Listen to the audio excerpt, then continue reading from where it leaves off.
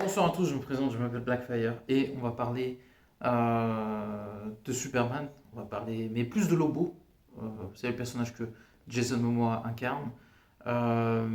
Qu'est-ce que je peux vous dire? Apparemment, Brainiac et le peuple de Lobo auraient un contrat, ce qui est le cas dans les comics, et c'est un peu compliqué à expliquer. Disons que Brainiac n'a pas tenu sa parole, ce qui était assez logique, et il les a massacrés.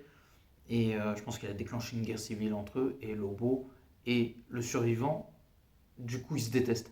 Et c'est hyper intéressant parce que Superman et Lobo ne sont pas très amis, c'est le cas de le dire. Mais c'est-à-dire que Lobo, au vu de ce que Brainiac a fait à son peuple, Lobo pourrait être du côté de Superman. Et ça pourrait être intéressant. Et j'ai plein de bonnes nouvelles à vous raconter autour du personnage de Lobo. Et moi-même, j'en suis ravi. Je vais vous expliquer pourquoi. Lobo sera dans Supergirl. Jusqu'ici, je vous l'avais déjà annoncé à l'époque. Je ne trouvais pas une énorme surprise, je vous l'avoue.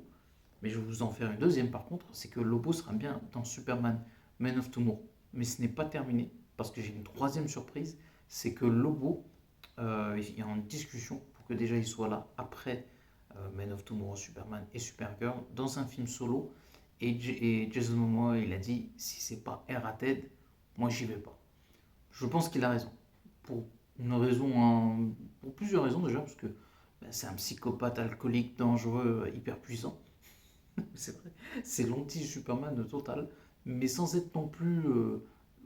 Genre, c'est pas le général Zod de Superman, qui est vraiment l'opposé même de Superman. Lobo, je sais pas, ce serait un mélange de l'inverse de Superman et Wolverine.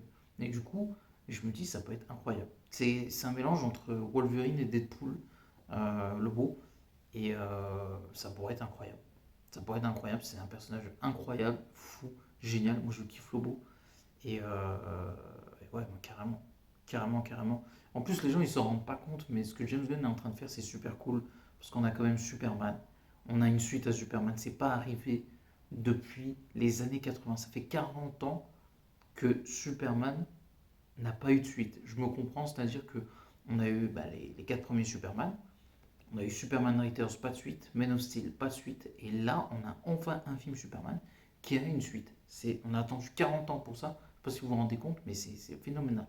C'est juste fou. T'es un mec des années 80. Tu veux une suite à Superman aujourd'hui, je peux vous dire que tu verses une larme. Je ne suis pas des années 80, mais j'ai connu ces films-là. Donc du coup, forcément, bah, quand tu es fan de Superman, tu es content que tu aies une suite. Ça paraît fou de penser aujourd'hui que dans un monde où il y a eu beaucoup de films de super-héros, bah, Superman, tu as du mal à faire une suite ou une trilogie quand même. Ça en dit long quand même. Ça en dit long. Euh, mais paradoxalement, c'est pas parce que Superman n'a pas de fans, c'est que justement Superman en a trop, ce qui crée le paroxysme aussi. Il faut avouer que Warner Bros, je trouve surtout pour Man of Steel, n'a pas eu les coronets de faire une suite.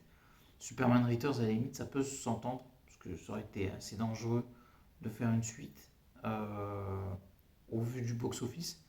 Ça a qui tout double, ça aurait pu marcher aussi, hein, mais c'est plus dangereux. Alors que Man of Steel, ils auraient pu complètement faire une suite et ils l'ont pas fait. C'est des crétins.